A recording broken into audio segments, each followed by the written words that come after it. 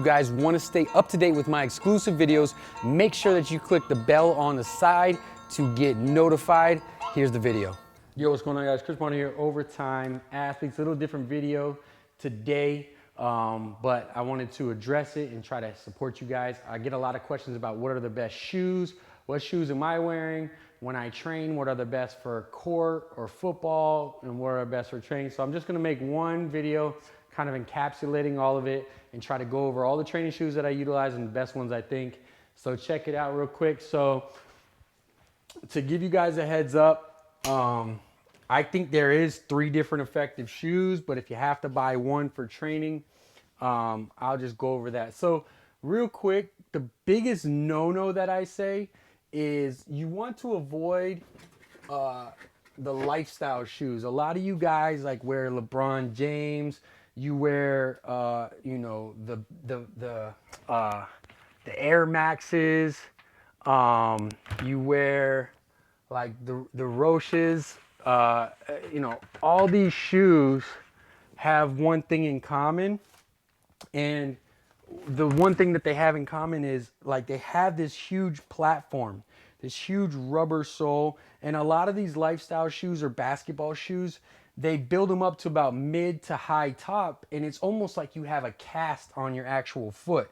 So the biggest thing that I say is when you're in training, you want to build up that support in the ankle, and the best way to do that is to train or, you know, do your practice without that support. Now, obviously, if you're practicing like basketball, I'm not going to say, hey, wear fly knits, but I will say when you're in the gym or you're actually doing kind of drills, do something that's a little bit less supportive so that you can train that up. And especially if you guys like are constantly rolling your ankles, you need to be able to reduce the support to be able to train that up.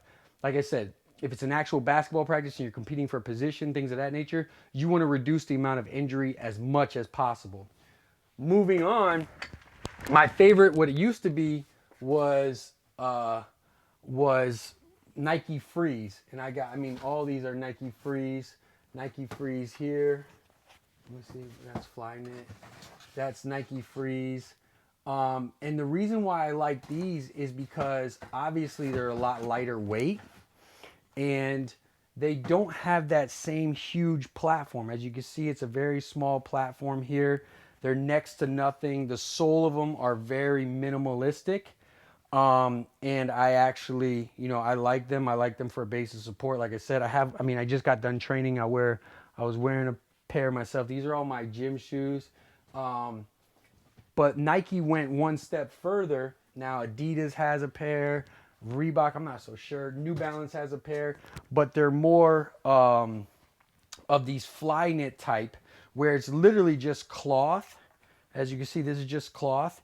And then it has this very minimalistic sole. And as you can see, these are beat up because I have a couple pairs of these Flyknits and I absolutely love them in all my training.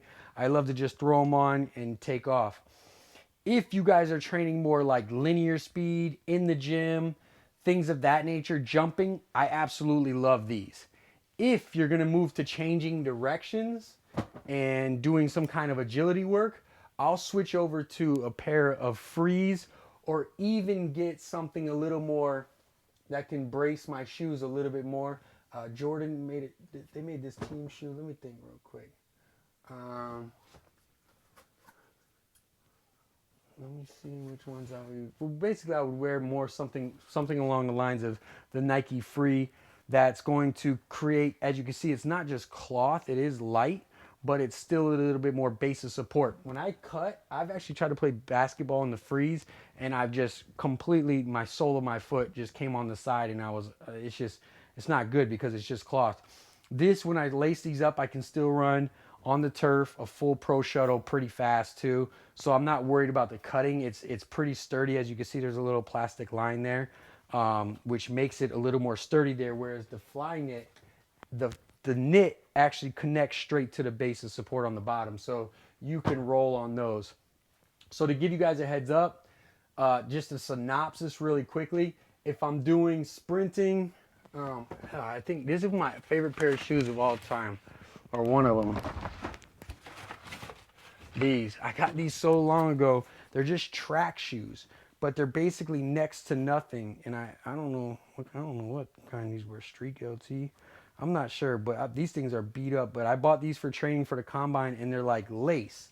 And then obviously they came out with the Flyknit, things of that nature, which I really liked. Then next, if you need a little bit more base of support, I suggest the Freeze over the Flyknit. And then finally, if you're in practice, if you're playing basketball, if you're playing you know, any other kind of sport like that, you could go for the more mid-top with the higher base of support and continue to base your support around that. But here's the thing, just don't rely on that cast or that boot of a shoe. You want to have minimalistic so that you can feel your foot and that you can have good stability within your ankle. I hope that helps you guys out. Kind of the definitive guy as far as athletic shoe wear. So I'll catch you next time. Hey guys, thanks so much for watching. If you're interested in becoming a better athlete, whether that be sprinting, jumping, strength, or overall looking like an athlete, go ahead and click the box here on my side and make sure that you subscribe to my videos here so I can keep sending them to you. Holler.